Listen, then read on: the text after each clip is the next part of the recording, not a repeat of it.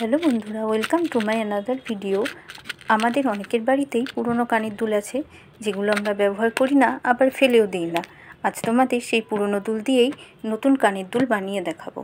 এর জন্য আমাদের যা যা লাগছে তা তোমরা ভিডিওতে দেখতেই পাচ্ছ। চলো তাহলে এবার আমরা শুরু করি।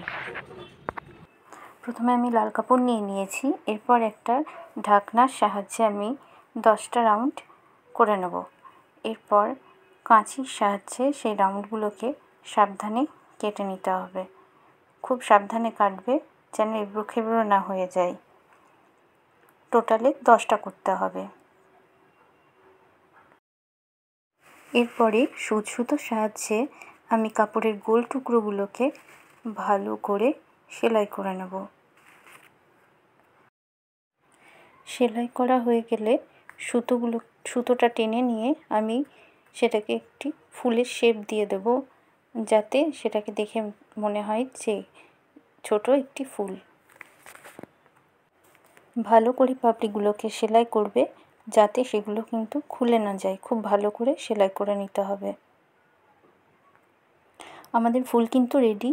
এবার লাল কাপড়ের ছোট্ট টুকরো কেটে আঠার সাহায্যে আমরা ফুলের মাঝখানে বসিয়ে নেব, যাতে ফুলের মাঝখানে যে সেলাই আছে সেটা বোঝা না যায়।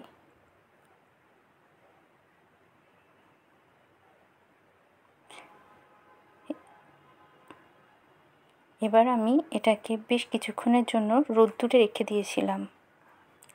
এরপরে একটি বড় সেফটি পিনের সাহায্যে ফুলের মাঝখানটা ফুটো করে নিতে হবে, যাতে কানের দুলটা আমরা এর মাঝখানে বসাতে পারি।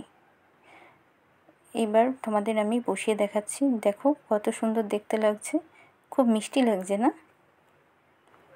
যারা এখনও পর্যন্ত আমার চ্যানেল সাবস্ক্রাইব করনি তারা অবশ্যই সাবস্ক্রাইব করবে এবং পাশে থাকা বেল বাটনে ক্লিক করবে পরবর্তী নোটিফিকেশান পাওয়ার জন্য।